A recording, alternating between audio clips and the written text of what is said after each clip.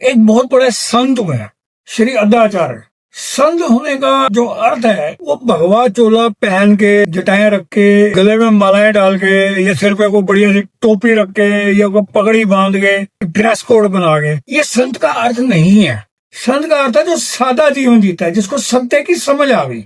उसका dress code से कोई लेना देना नहीं है। वो कोई भी ड्रेस कोड में होगा, वो होगा संत ही अंदर से, चित्त अवस्था में। बाहर ये जो दिखावे की दुनिया है, ये जो श्री अद्दाचार्य जी है, जिनकी एक एक ड्रेस 20-20 हजार की है, एक एक पगड़ी 8-8, 10-10 हजार की है, गले में मालाएं पहनते हैं, स्टेज पे बैठते हैं, और इनका जो शूटिंग का खर्चा है कम से कम नहीं 50,000 रुपये आता है। खूब पैसा खर्च करते हैं, क्योंकि नाम कमाना है। कोई प्रोडक्ट आता है नया, जैसे मैगी आई थी, 200 करोड़ की मैगी एक साल में बिकी, लेकिन एडवर्टाइजिंग का खर्चा 350 करोड़। तो ऐसे ही है, इन्होंने अपनी एड बनाए रखने के लिए, अपनी एक इमेज बनाए रखने के लिए ये ड्रेस कोड रखे होते हैं। सबके अपने अपने हैं, और सब बहुत मशहूर हैं। लोग आते हैं, बैठते हैं, ये बताते हैं, सुनते हैं, वाह वाह वाह वाह करके चले जाते हैं। ये अद्दाचार्य जी हैं। अब पता नहीं अद्दा पी के बोलते हैं, या भांग पी के बोलते हैं, या अफीमची हैं, मेरी आज तक समझ में नहीं आई। लेकिन मुझे इनसे कोई शिकवा नहीं है, कोई शिकायत नहीं है।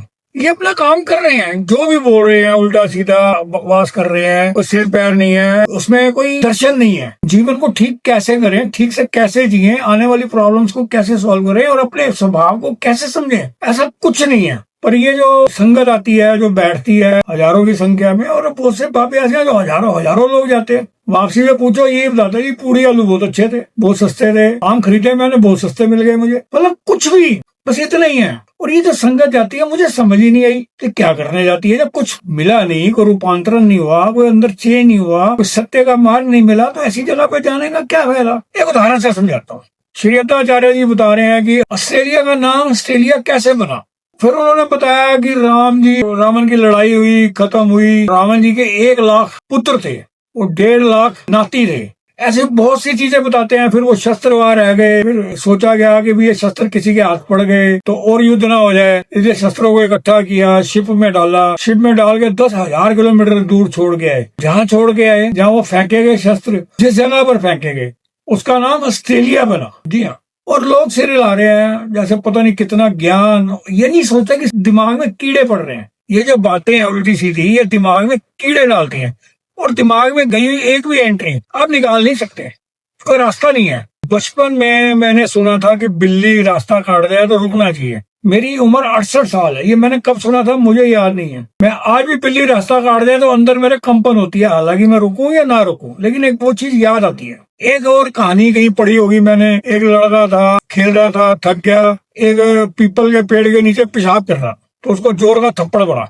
बाद में उसके ऊपर भूत आ गया, भूत निकाला गया। भूत ने बताया कि मैं अपना बिस्तर ठीक कर रहा था, इसने आगे गीला कर दिया। मुझे बड़ा गुस्सा आया। अब ये जब मैंने कहानी पढ़ी, ऐसी सुनी, मेरे दिमाग में आज भी है, क्या वो 60 साल पुरानी है। तो ऐसे ही हमारे दिमाग में ये उल्टी सीधी चीजें भर देते हैं, जिसको मैं कीड़े कहता हूँ। और हम उसी वजन को उठाए हुए उन्हीं कीड़ों के साथ अपने जीवन का मोल भाव करते हैं, अपने जीवन की समस्याओं को समझने की कोशिश करते हैं, जो नहीं पॉसिबल। ये पहली बात तो ये जो बाबे हैं, इनका जन्म हुआ ऐसी जगह पर जहां पर इनको बैठे बैठाए सब मिलता रहा, सब खाते रहे। भिक्षा का कटोरा लेके कभी चले गए, थोड़ी बहुत भिक्षा ले आए या ना ले, इन पर पैसे की कोई कमी नहीं रही। ये कहें कुछ भी, दिखाएंगे आपको कुछ भी।